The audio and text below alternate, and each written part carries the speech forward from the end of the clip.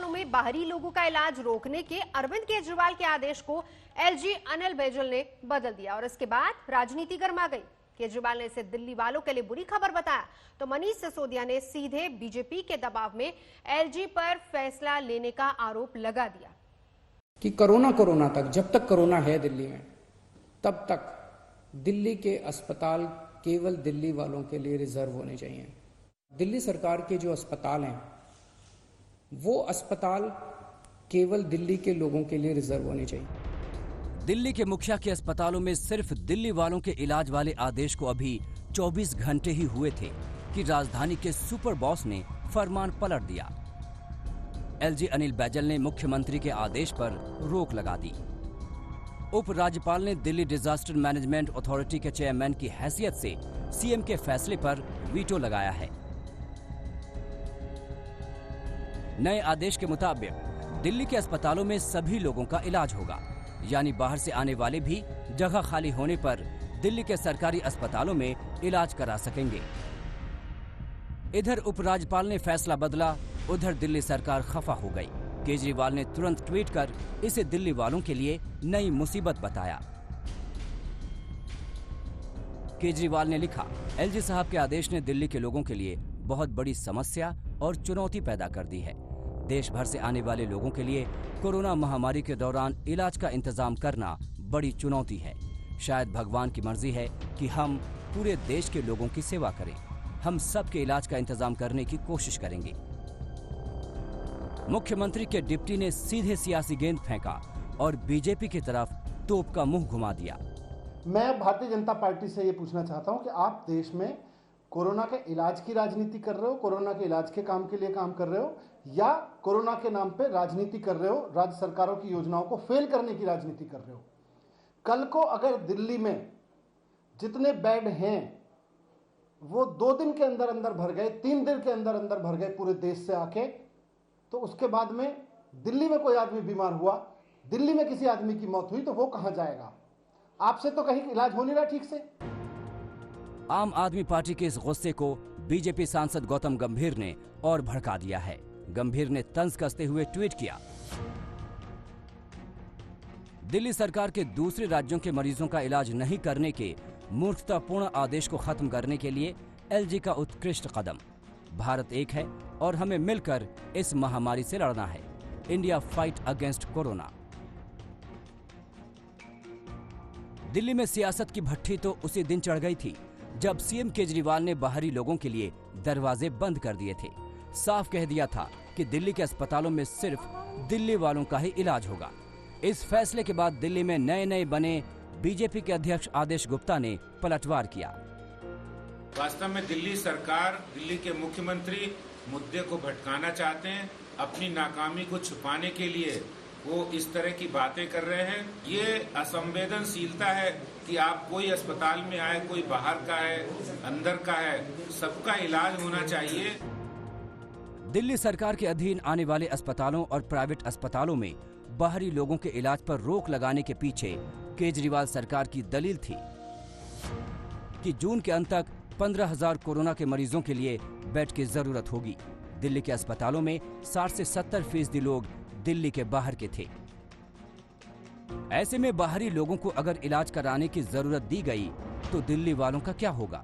लेकिन उपराज्यपाल के फैसले के बाद दिल्ली के अस्पतालों में बाहरी लोगों के लिए रास्ता खुल गया है। आज उपराज्यपाल के साथ केजरीवाल की मीटिंग तय थी, लेकिन दिल्ली के सीएम की तबीयत खराब होने की वजह से अब मनीष सिसोदिया दिल्ली आपदा प्रबंधन अथॉरिटी की बैठक में हिस्सा लेंगे। हो सकता है कि सिसोदिया इस मीटिंग में उपराज्यपाल के फैसले का मुद्दा उछाल दें।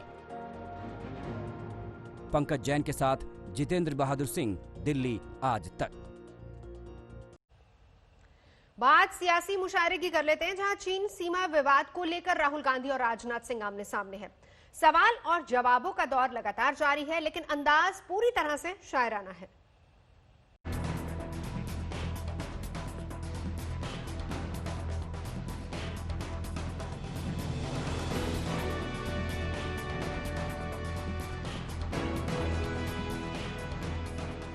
भारत और चीन के बीच सीमा की टेंशन ने देश के अंदर सियासी मुशायरा छेड़ दिया है। ट्विटर अब जंग के मैदान पर आ चुका है, जहां रक्षा मंत्री राजनाथ और राहुल गांधी शेरो शायरी में सवाल जवाब का खेल खेल रहे हैं। राहुल गांधी के शायराना सवालों का जवाब रक्षा मंत्री ने गालिब के शेर के साथ दिया है। मिर्जा गालिब का ही शेर थोड़ा अलग अंदाज में है। हाथ में दर्द हो तो दवा कीजिए, हाथ ही जब दर्द हो तो क्या कीजिए। इतना ही नहीं, राजनाथ ने वर्चुअल रैली के दौरान भी राहुल गांधी पर पलटवार किया। वहीं चीन को सख्त संदेश देने की कोशिश की। कांग्रेस के वरिष्ठ नेता ने और साथ ही साथ राहुल जी ने पूछा कि, और एक और बड़े सांसद ने पूछा विरोधी दल के, कि सरकार को आकर बतलाना चाहिए कि भारत और चीन की सीमा पर क्या हो रहा है।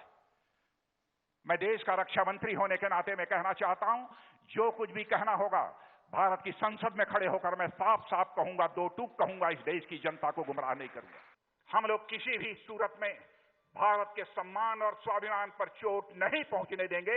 समस्त देशवासियों को इस वर्चुअल रैली के माध्यम से मैं विश्वास दिलाना चाहता हूं।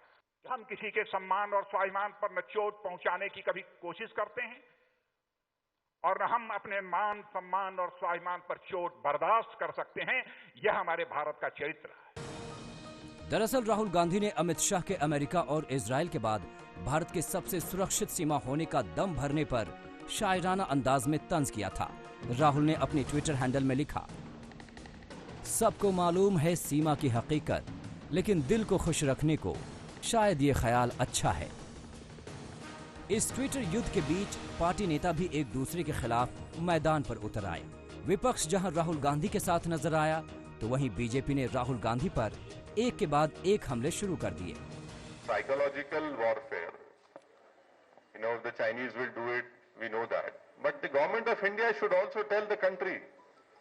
I am not concerned about what the Chinese media is releasing, the Global Times releasing all those videos. I am more concerned about what my government is doing, what my Prime Minister has to tell the country. इस पर हमारे जो दुश्मन देश हैं, वो कटाक्ष करे तो समझ में आता है।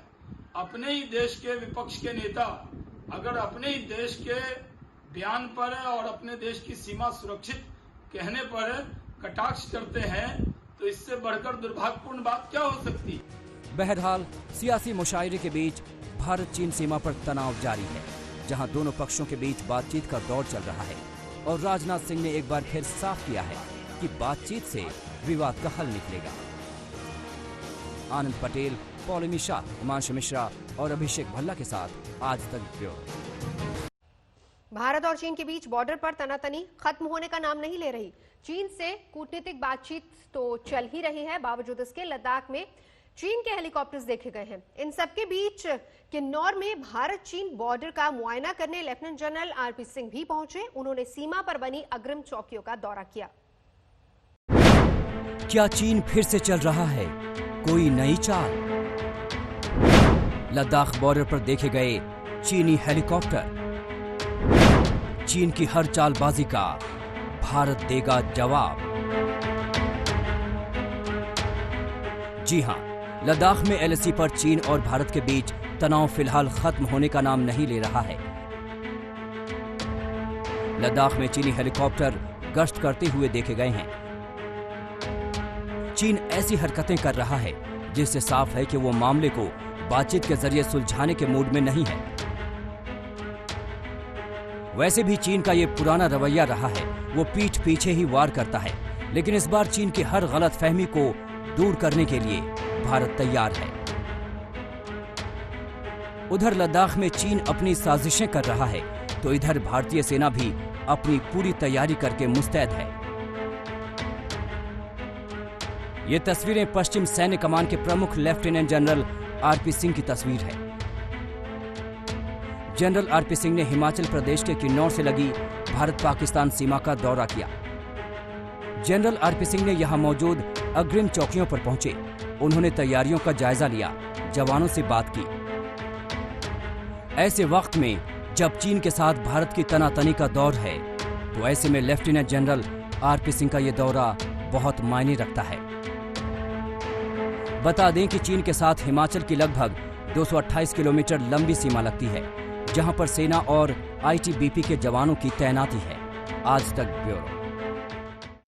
लद्दाख सरहद पर चीन के साथ तनातनी के बीच एलओसी पर पाकिस्तान की हरकतें भी तेज हो गई हैं।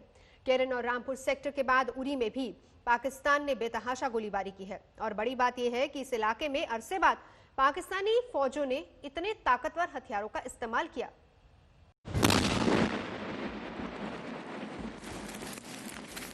पाकिस्तानी साजिश के बारूद से एलओसी के नजदीक बसा उरी एक बार फिर दहल उठा। एलओसी के उस पार से पाकिस्तानी सेना भारत के इस गांव पर अंधाधुंध गोलीबारी कर रही है। उन्हीं अनगिनत बारूदी गोलों में से एक जिंदा शेल मकान के पास गिर गया। सेना की बम डिस्पोजल स्क्वाड ने मौके पर पहुंचकर इस शेल को खाली जगह पर सुरक्षित तरीके से उड़ा दिया, लेकिन पाकिस्तानी गोले लगातार बरस रहे हैं और जहां गिर रहे हैं वहां ये हाल हो रहा है। मकानों की दीवारों में छेद ही छेद हैं, छतें छलनी हो गई हैं। पूरा घर मलबे के ढेर में तब्दील हो गया है।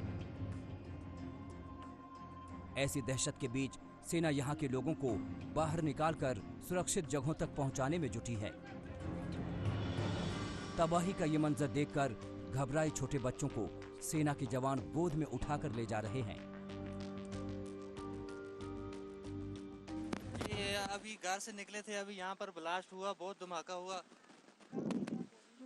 और उसके बाद ये बीमार हैं, बहुत सीरियस पेशेंट हैं, बुजुर्ग हैं हमारे।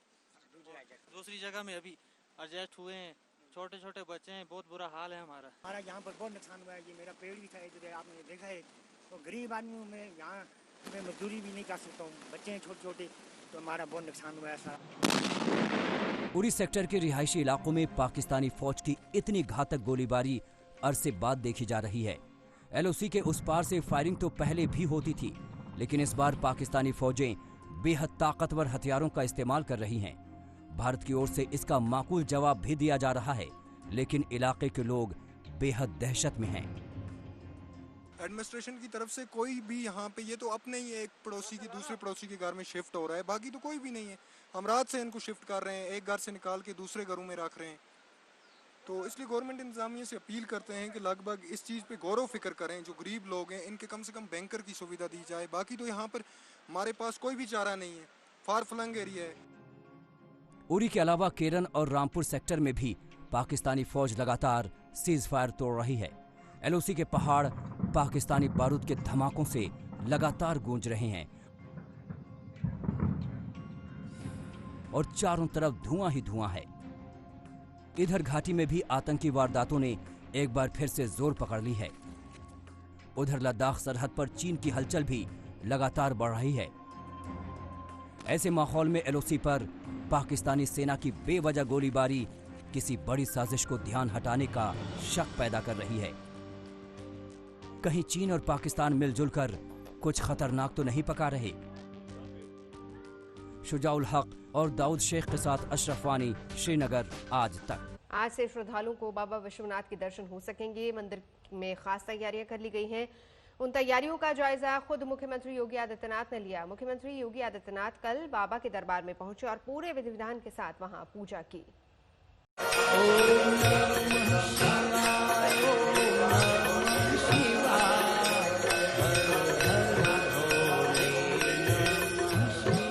करीब 2.5 महीने बाद बाबा विश्वनाथ ने दर्शन दिए तो उनके पहले भक्त बने उत्तर प्रदेश के मुख्यमंत्री योगी आदित्यनाथ।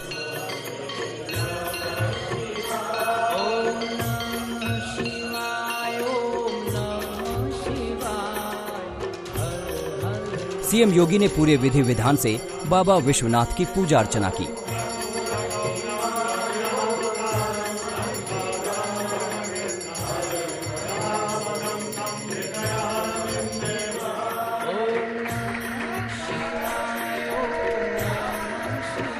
भगवान की पूजा के बाद सीएम योगी ने घर बैठे बाबा विश्वनाथ के दर्शन पूजन के लिए ई विश्वनाथ योजना की शुरुआत की। मुख्यमंत्री ने पूजा पाठ के साथ साथ कोरोना संकट में मंदिर की तैयारियों को भी देखा।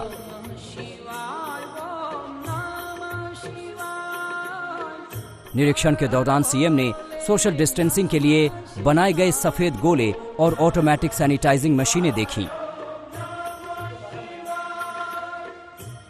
सीएम योगी बाबा के दर पर पहुंचे थे तो विश्वनाथ धाम कॉरिडोर का काम भी देखा। देश के करीब करीब सारे मंदिर सोमवार से ही श्रद्धालुओं के लिए खोल दिए गए, लेकिन बाबा विश्वनाथ का दरबार आज से खोला गया है। आम भक्तों के यहां पहुंचने से पहले सूबे के मुखिया ने पूरी तसल्ली कर ली कि भगवान भोले के दरबार में कोरोना संकट के हिसाब से पूरी तैयारी की गई है।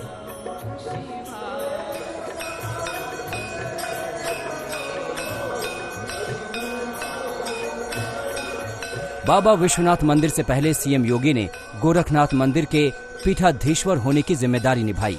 वो रविवार को ही गोरखपुर पहुंच गए थे और सोमवार को तड़के उन्होंने गोरखनाथ मंदिर में पूरे विधि विधान से पूजा अर्चना की।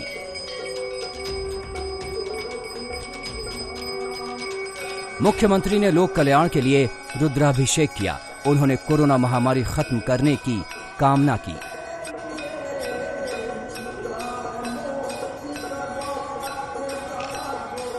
गोरखनाथ मंदिर भी आम श्रद्धालुओं के लिए खोल दिया गया है, लेकिन एक बार में सिर्फ 5 लोगों को ही एंट्री दी जाएगी।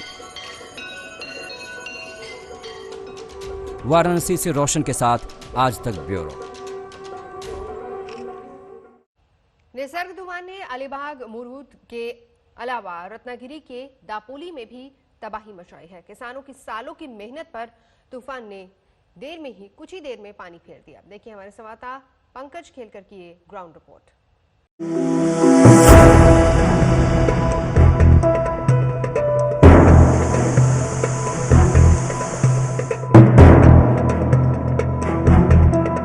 निसर्ग तूफान का कहर रत्नागिरी के दापोली पर सबसे पहले टूटा था। यही तूफान से मची तबाही की तस्वीरें सबसे ज्यादा वायरल हुई थी।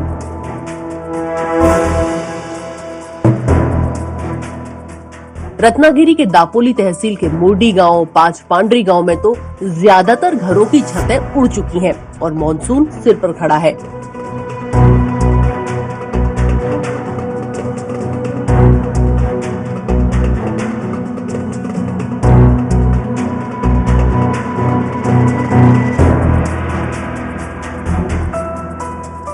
ये जो चक्रवात था ये तो हमने पहली बार देखा है। नॉट इवन मेरे पिताजी 86 ईयर के ओल्ड है, उन्हें भी ये पहली बार देखा है। और ये तबाही तो हमने सोची भी नहीं थी, कभी दिमाग में नहीं था ये इतना हवाक हो जाएगा। पूरी तबाही मच गई है। यहाँ पर लोग बहुत डरे हुए हैं। घरों के छत जैसा कौल बोलते हैं वो मिट्टी का रहता है, पतरे का रहता है, सीमेंट का पतरा रहता है या कोई स्टील का रहता है, तो सब उखड़ गया है और सब इधर उधर फेंक गया है।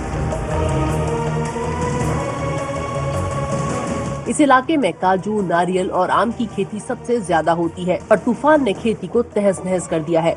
इस किसान दंपत्ति ने आम के पेड़ बटाई पर लिए थे, पर जब फल मिलने का नंबर आया तो तूफान सब निकल गया।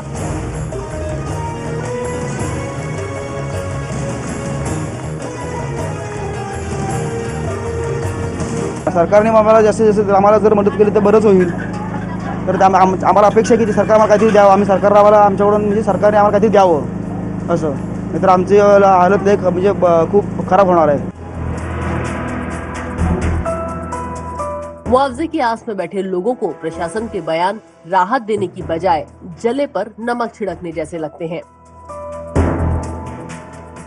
प्रशासन, जिला प्रशासन के तौर पर लोगों को कहना चाहूँगी कि जिसका भी नुकसान हुआ है, हम अगले 48 घंटे में उनके नुकसान का पूरा असेसमेंट करने वाले हैं। कच्चे घर, पक्के घर, स्लम्स में, पेड़ों का, बागीचों का जो नुकसान हुआ है उसका असेसमेंट किया जाएगा और सरकार को असेसमेंट जल्दी से जल्दी भेजा जाएगा। और मुझे गांव में अभी 15 दिन बिजली नहीं आएगी। कुछ घंटे के तूफान ने गांव वालों की सालों की मेहनत पर पानी फेर दिया है। एनडीआरएफ ने अपना काम किया है, जो प्राथमिक काम होता है बचाव और राहत का, वो काम हो गया है। लेकिन इसके बाद जो बिजली बोर्ड है, और सिर्फ रत्नागिरी या रायगढ़ नहीं, महाराष्ट्र के अनेक जिलों से बिजली विभाग के कर्मचारी जुट गए हैं जल्द से जल्द बिजली बहाल करने में। पंकज खेलकर, दापोली, आज तक। यूपी के मुरादाबाद में सिविल लाइन्स इलाका अचानक गोलियों की आवाज से गूंज उठा। पिस्तौल लेकर आई एक महिला ने दूसरी महिला पर दनादन 4 गोलियां दागी। महिला की मौके पर ही मौत हो गई। पुलिस ने गोली चलाने वाली महिला को मौके से ही गिरफ्तार कर लिया है। हत्या के पीछे जो बात सामने आई है वो ये कि दोनों में आपसी विवाद था। दरअसल दोनों ही महिलाएं एक कारोबारी से दोनों की शादी हुई थी। पहली पत्नी ने दूसरी पत्नी की हत्या कर दी और दूसरी पत्नी गर्भवती थी। मौके पर मौजूद लोगों ने इस पूरी घटना को अपने मोबाइल में रिकॉर्ड किया। हम लोग साथ में आ रहे थे दवाई लेकर, ये आगे अपने हस्बैंड से बात करती हुई आ रही थी। पहले तो जिसने गन शूटर सवाना ने मेरे मारने की कोशिश की। मेरे अंडर में वो जैसे ही आई तो उन्हें धक्का दे दिया, क्योंकि वो प्रेग्नेंट थी, उठ नहीं पाई थी वो, और मेरे वो ज्यादा मारने की कोशिश कर रही थी। इसी चक्कर में उनके 2 हार्ट में और 2 बैक साइड उसने गन चलाई, जिसमें उनकी डेथ हो चुकी थी। क्या बात है? ये 7 बज के कुछ मिनट्स की थी। दोनों में आपस में क्या रिश्तेदारी थी? दोनों में आपस में दोनों फर्स्ट सेकंड वाइफ थी। पहली बीवी सवाना थी। जी। मैक्सिको में पुलिस का एक क्रूर चेहरा सामने आया है। पुलिस के खिलाफ हो रहे प्रदर्शन के दौरान पुलिस के दल ने प्रदर्शनकारियों को भगाने के लिए हल्ला बोल दिया। डंडे से लैस पुलिस वालों ने प्रदर्शनकारियों को भगाने के लिए उन पर हमला बोला। इस दौरान 15 साल की एक प्रदर्शनकारी जमीन पर गिर पड़ी। पुलिस वालों ने लड़की को उठाने के बजाय उसे पैरों तले रौंद डाला। पैरों के नीचे दबने की वजह से लड़की की मौत हो गई।